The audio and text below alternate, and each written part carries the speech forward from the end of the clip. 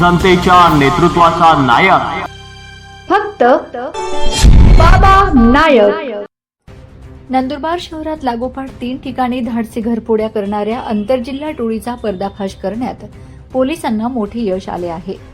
शहर पोलीस ठाण्याच्या गुन्हे शोध पथकाने अवघ्या काही तासात 2 सराईत चोरांना बेड्या ठोकल्या असून त्यांच्याकडून तब्बल 12 लाख रुपयांचा मुद्देमाल हस्तगत करून मूळ मालकांना त्यांचे सोन्या चांदीचे ऐवज परत केले आहेत।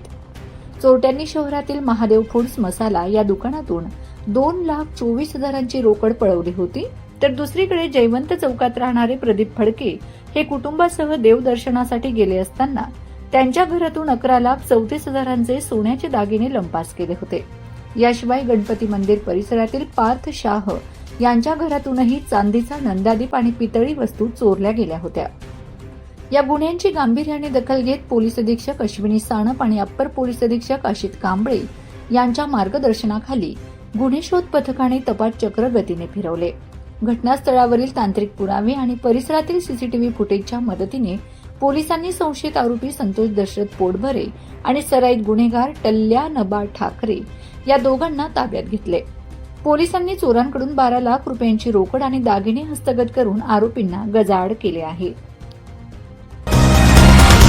जनतेच्या नेतृत्वाचा नायक फक्त बाबा नायक।